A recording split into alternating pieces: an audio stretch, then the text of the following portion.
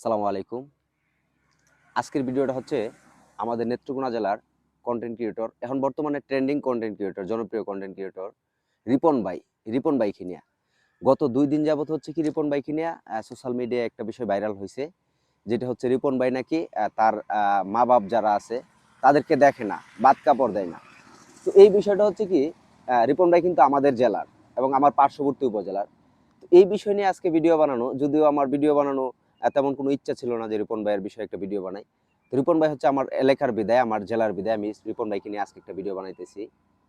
তো রিপন ভাইয়ের যে বিষয়টা, যে ভাই হচ্ছে নিউজ করলো যে রিপন ভাই তার আব্বা আম্মাকে বাদ দেয় না, হ্যাঁ, রিপন ভাইকে দেখে না, রিপন ভাই তাদেরকে দেখে না। তো এই বিষয়টা এর মধ্যে এরপর মানে ওই নিউজটা ভাইরাল হওয়ার পরেই কিন্তু রিপন ভাইয়ের একটা ভিডিও ভাইরাল হয়েছে, যেটা হচ্ছে রিপন ভাইয়ের বাড়িতে যে বিল্ডিং যেটা করতেছে নতুন, সেই জায়গায় আমি যদি আপনাদেরকে ভিডিওটা একটু দেখাই, উনি শুধু কি বলে এটা শুধু একটু দেখবেন।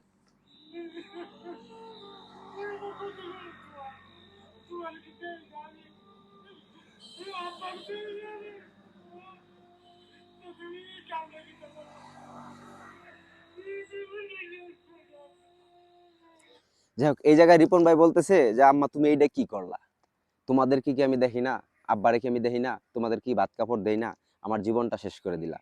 তো এই বিষয়টা হচ্ছে কি, রিপন ভাইয়ের এলাকার যে আমি যদি রিপন ভাই আজকে বাড়িতে থাকতাম তাহলে কিন্তু আমি আজকে রিপন ভাইয়ের বাড়িতে থাকতাম, আজকে কিংবা গতকালকে যাইতাম রিপন ভাইয়ের বাড়িতে, কিন্তু রিপন ভাইয়ের বাড়িতে যাইতে পারি নাই।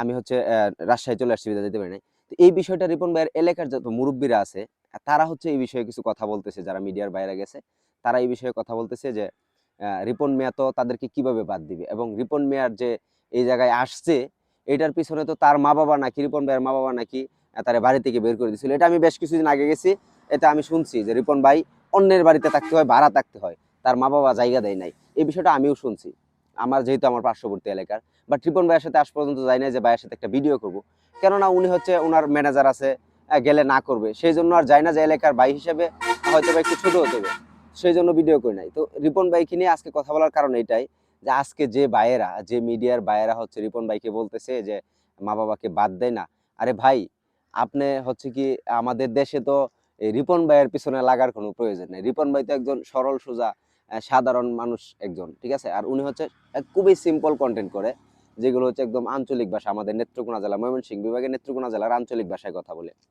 তো আমার বিষয়টা হচ্ছে এই জায়গায় আমার যে একটা দুঃখ, এই জন্য ভিডিওটা করতেছি। আমার দুঃখ হচ্ছে এই জায়গায় যে রিপন ভাই উনি একজন সাধারণ সিম্পল কন্টেন্ট ক্রিয়েটর, উনি কিন্তু বিলিয়ন কোটি টাকার মালিকও না, কয়েকশো কোটি টাকার মালিকও না। তো উনি ওনার মা বাবাকে বাদ দেয় না, এই বিষয়টা আপনারা যেভাবে তদন্ত করতেছেন, দেখতেছেন, খুঁজতেছেন, আমি মনে করি আমাদের বাংলাদেশে যে পরিমাণ এই কোটিপতি, বড় বড় শিল্পপতি, বড় বড় শিক্ষিত পার্সন, তারা হচ্ছে আমার মনে হয় এখন বর্তমানে 50% গার্ডিয়ান কিংবা 20% গার্ডিয়ান, আপনার দেখা গেছে কি বৃদ্ধাশ্রমে গেলে দেখা যায় যে এরকম রিপন ভাই তো সিম্পল মানুষ, গ্রামের মানুষ, উনি 100% ওনার মা বাবাকে বাদ দিবে। এটা হচ্ছে যারা বলছে তারা হয়তো বা সঠিক তদন্ত করতে পারে নাই বিদায় এই ভুয়া একটা নিউজ ছড়ায় গেছে। আর যারা হচ্ছে এই যে কোটি কোটি টাকার মালিক, হ্যাঁ, এই গার্মেন্টস ফ্যাক্টরি আছে, শিল্পপতি, বিভিন্নভাবে মানে টাকা পয়সার মালিক, ওরা হচ্ছে তারা হচ্ছে আমার মনে হয় যে তাদের মা বাবাকে ঠিকমতো বাদ দেয় কিনা, এবং মা বাবা কি ওনাদের সাথে আছে কিনা, নাকি বৃদ্ধাশ্রমে আছে, এই খবরটা যদি আপনারা সাংবাদিক ভাইরা একটু নিতেন, তাহলে হচ্ছে আমাদের নেত্রকোনা জেলার বিশেষ করে মনের তৃপ্তিটা একটু মিটতো, যে রিপন ভাইয়ের পিছনে কেন এইভাবে লাগা হইলো।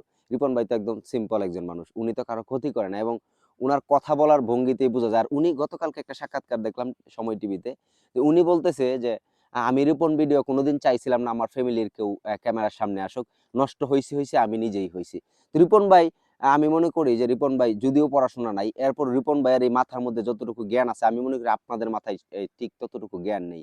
যদি থাকতো তাহলে হচ্ছে রিপন ভাইয়ের পিছনে এভাবে লাগতেন না, কেননা রিপন ভাই কিন্তু কোনো ভুল করে নাই।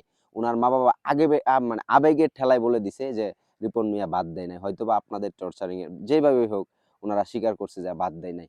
তো এই বিষয়টা আপনি আপনারা গ্রামবাসীর কাছ থেকে তদন্ত নিয়ে আগে গ্রামবাসীর কাছে জিজ্ঞেস করতেন, পরে বিষয়টা নিউজ করা দরকার ছিল, বুঝছেন? আর রিপন ভাইয়ের কিন্তু এখন বর্তমানে ইনকামের একটাই রাস্তা, যে কন্টেন্ট ক্রিয়েটর, কন্টেন্ট ক্রিয়েশন জীবনে যে উনি পারছে। আর উনি কিন্তু 2016 সাল থেকে ভিডিও করতেছে, হ্যাঁ, 2016 সাল থেকে ভিডিও করতেছে। তো রিপন ভাই এর পিছনে কিন্তু অনেক শ্রম গ্রাম আছে, উনি হচ্ছে কাঠমিস্ত্রি করে কিছু টাকা পয়সা আয় করে ফোন নিচে নিয়ে ভিডিও শুরু করতেছে বিভিন্নভাবে। ওনার হচ্ছে পেজ নষ্ট হয়ে যায়, এবং বিভিন্ন যারা আছে পেজ সম্পর্কে না বুঝে রিপন ভাই কিন্তু পেজ সম্পর্কে কোনো কিছু বুঝে না। এই জন্য কিন্তু উনি একজন পার্সোনালি ম্যানেজার রেখে লইছে। রিপন ভাইয়ের অনেক পেজ নাকি নষ্ট হয়ে গেছে, অনেক পেজ বিক্রি করে দিতে হয়েছে টাকার জন্য।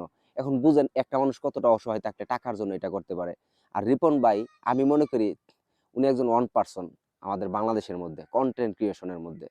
কেননা উনি উনার মনের মধ্যে কোনো হিংসা নাই। আর উনি সবসময় দেখি যে আল্লাহর নাম নিয়ে কথা বলে। মানে কথা বলার শুরুতে এবং শেষে একটা মলিনতা কাজ করে। তো এই রিপন ভাইকে নিয়ে এইভাবে ছড়াছড়িটা আমি মনে করি আমার স্থান থেকে, আমি ছোট একজন মানুষ, আমার স্থান থেকে রিপন ভাইকে এভাবে এই ছোট করে এভাবে নিউজ করা ঠিক হয় না। আপনি হচ্ছে কি বিভিন্ন যারা শিল্পপতি আছে তাদের খোঁজ খবরটা নেন। এমনকি আমি ছোট মানুষের একটা কথা বলতে চাই। আপনি নিজের ফ্যামিলির খবরটা একটু আগে নেন। যে আপনি নিজে ঠিকমতো বাদ দেন কিনা বাবা-মাকে। তারপর হচ্ছে অন্যজনের পিছনে লাগেন। এরকম হাজার হাজার কোটি টাকার মালিক, হাজার হাজার টাকা বাংলাদেশে লুট হয়ে যাইতেছে, দুর্নীতি হইতেছে। ওইগুলো একটু কুছ করেন। কেন রিপন ভাইয়ের পেছনে লাগতে হয়? নিউজ কি আর কোথাও নেই দেশের মধ্যে? রিপন ভাই কি অপরাধটা করছে? এটা আমাদের নেত্রকোনা জেলার বাসীর দাবি যে রিপন ভাইয়ের অপরাধটা যেন সঠিক তদন্ত করে নেওয়া হয় এবং রিপন ভাই কি সত্যি দোষী কিনা। আমার মনে হচ্ছে, আমি আমার জায়গা থেকে মনে করতেছি রিপন ভাই এই বিষয়ে কোনো দোষ করে নাই, কোনো ভুল করে নাই। উনি উনার মা বাবা নিয়ে, উনার বউ নিয়ে একাইতেছে। আর রিপন ভাই হচ্ছে কি বিয়ে করছে যে এটা কিন্তু বাইসাব, আমাদের নেত্রকোনা জেলার যে বাইসাব আঞ্চলিক ভাষায় ভিডিও করে, ওই বাইসাবের ভিডিওর মধ্যেও আসছে এবং বাইসাবে জিজ্ঞেস করছে। রিপন ভাই কিন্তু বলছে যে আমি বিয়ে করছি, উনার বাচ্চাও আছে, এটাও স্বীকার করছে। হ্যাঁ, এবং উনার মা বাবা নিয়ে খায় এটাও বলছে। তাহলে হচ্ছে এই জায়গায় এবং রিপন ভাইয়ের যখন রিপন ভাইয়ের বউকে জিজ্ঞেস করা হয়েছে যে রিপন ভাই ভাত কাপড় দেয় কিনা, তখন রিপন ভাইয়ের ওই জায়গায় হচ্ছে কি রিপন ভাইয়ের ভাবি ছিল দুইজন, রিপন ভাইয়ের বউ ছিল। তো রিপন ভাই ওই ক্ষেত্রে সাংবাদিকরা যখন প্রশ্ন করছে যে রিপন ভাই আপনি কি বিয়ে করছেন, তখন বারবার করার পর উনি বলছে যে না বিয়ে করি নাই, সোজা কথা আপনি বুঝেন না ভাই। এই বিষয়টা হচ্ছে উনি একজন গ্রামের মানুষ, উনি হচ্ছে গুছায় বলতে পারে না, বিদায় বলতে পারে এই মানে ওনারটা ক্লিয়ার করে বোঝাইতে পারে নাই। সো এই বিষয়ে তদন্ত না করে আপনারা হচ্ছে অন্যান্য বিষয়গুলো দেখেন, যেটা হচ্ছে দেশের লাভ হবে। আর রিপন ভাইয়ের পিছে লাগার কোনো প্রয়োজন নাই। আল্লাহ হাফেজ।